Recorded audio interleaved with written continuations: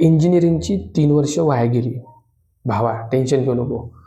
3 वर्ष जरी तुझी वाया गेली असतील, त्याच्या पुढं 6 महिन्यात प्रिपरेशन करून IT जॉब घेणं कसं पॉसिबल आहे या व्हिडिओमध्ये तुला सांगणार आहे.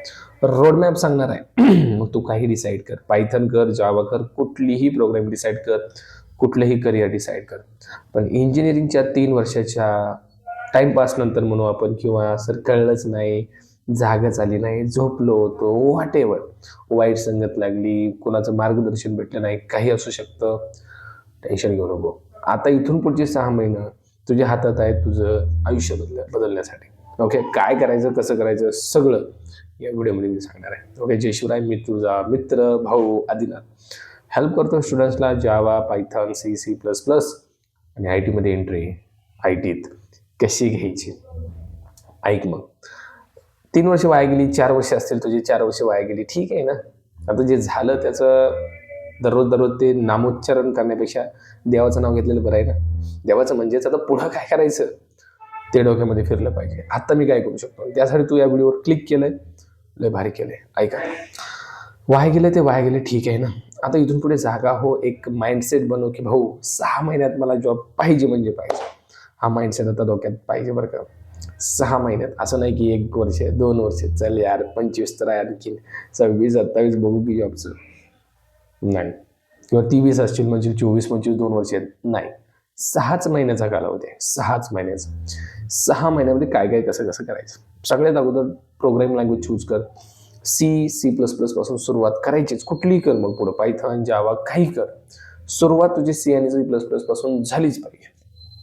C++ सगळ्या प्रोग्रामिंग लँग्वेजचा बॅकबोन आहे. इथून सुरुवात होते प्रोग्रामिंगला ओळखायला, सिंटॅक्स समजायला. C++ स्टार्ट कर. जर कोडिंगमध्ये करिअर करायचं नसेल, पायथन पासून स्टार्ट कर. डायरेक्ट डोळं झाकून पायथन पासून सुरू कर, कारण तुला कोडिंगमध्ये करिअर करायचं नाही, तुला डेव्हलपर बनायचं नाही, तुला कोड लिहायचं नाही, चालेल. जर तुला तुझं कोडिंग लो वाटतंय, बिंदास जा पायथनकडे. पण माझं म्हणणं असेल कोडिंगकडे ये, खूप मोठं करिअर आहे कोडिंगमध्ये, खूप मोठं, खूप जास्त सॅलरी पॅकेजेस कोडिंगमध्ये आहेत. ओके, पण तरी पण वाटतंय की नाही यार कोडिंग सर मला अवघड जाईल कुठेतरी, गो विथ पायथन. पायथनमध्ये पुढं खूप सारे करिअर ऑप्शन्स असे आहेत जे विदाऊट कोडिंग तू करू शकतो.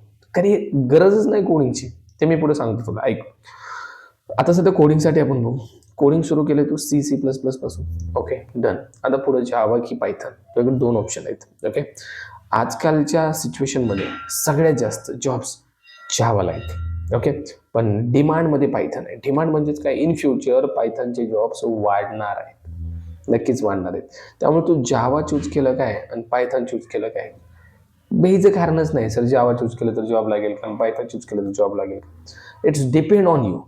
जावाचे 2 सेशन कर, पायथनचे 2 सेशन कर, कुठलं तुला बरं वाटतंय. बरं म्हणजे कळतं ना, अरे हे प्रोग्राम लँग्वेज मला भारी वाटते, गो विथ दॅट, बिंदासपणे जा.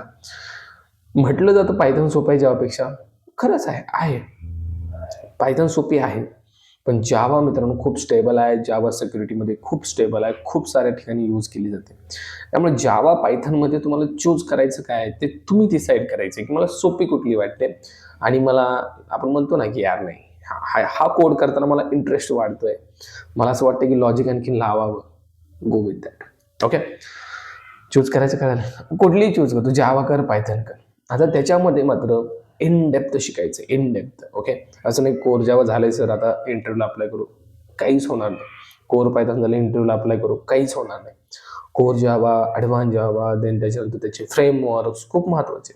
स्प्रिंग असेल, स्प्रिंग बूट असेल, हायबरनेट असेल, मेवन असेल, गिट, पोस्टमॅन, खूप साऱ्या गोष्टी, micro services with security and all, हे इन डेप्थ शिकायला शिकव. ओके, जावामध्ये. पायथनमध्ये core Python, advance Python, libraries असतील त्याच्या, परत म्हणलं तर पायथनचे फ्रेमवर्क्स, मग डिजँगो असेल, फ्लास्क असेल, राईट, फास्ट API असेल, खूप सारे फ्रेमवर्क्स त्याच्यामध्ये सुद्धा, ते फ्रेमवर्क शिक. MongoDB असेल, ओरॅकल असेल, NoSQL असेल, या डेटाबेसची ओळख करून घे, लक्षात. सोबत तुझं DSAचं प्रिपरेशन चालू पाहिजे. मग कोर जावामध्ये असेल किंवा पायथनमध्ये असेल, DSAचं प्रिपरेशन, लॉजिक बिल्डिंग, कोड घ्यायचा, सॉल्व्ह करायचा. 200+ प्रॉब्लेम्स ट्राय कर सॉल्व्ह करायला.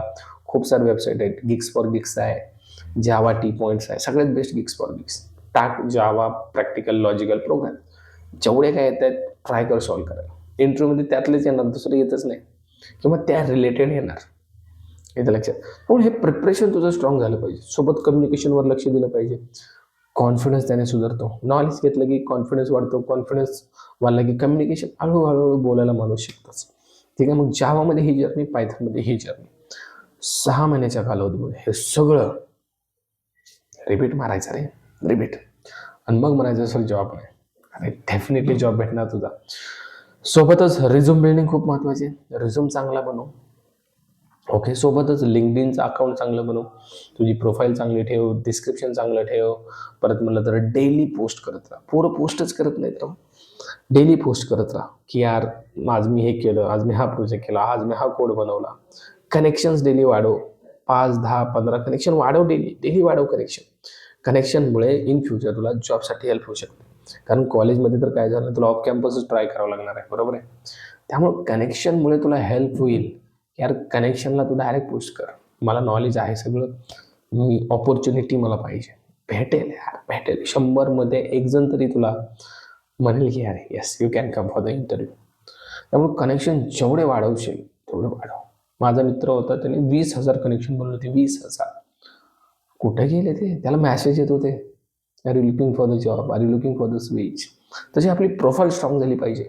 प्रोफाईलवरती डेली पोस्ट पडल्या पाहिजे, डेली आपले कोड्स प्रोजेक्ट्स पडले पाहिजे. पोरं करत नाहीत.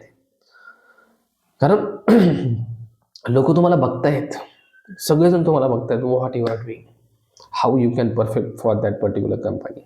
बघता येते, रिक्रुटर्स तुम्हाला बघतायत. स्वतःला प्रूव्ह करा, दररोज पोस्ट करा, दररोज प्रोजेक्ट्स बनवा, दररोज अभ्यास करा. 6 महिन्याच्या कालावधीमध्ये इतकं जर केलं मित्रांनो, डेफिनेटली जॉब आहे. विदाऊट कोडिंगसाठी तुम्ही पायथनमध्ये SQL शिका, ॲडव्हान्स एक्सेल शिका, पॉवर BI शिका, टॅब्ल्यू शिका. ओके. याने काय होईल, तुम्हाला विदाऊट कोडिंगचा सुद्धा जॉब भेटेल, नक्की भेटेल. कोडिंगची गरज नाही आहे, थोडी बहुत कोडिंग असणार, समजली पाहिजे, लिहायची पण गरज नाही. That's it. डेटा ॲनालिस्ट सारख्या पोझिशन तुमच्यासाठी ओपन होते. म्हणून without coding also you can came in to the IT. Okay. But my suggestion is that जे IT वाले आहेत मित्रांनो, इंजिनिअरिंग झाले ना, या ना कोडिंगमध्ये, करा ना स्ट्रगल, करा ना मेहनत, येऊ शकता. फक्त 6 महिने, दररोज 6 तास.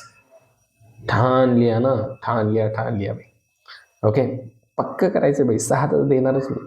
6 महिन्यात दररोज 6 तास फिक्स म्हणजे फिक्स.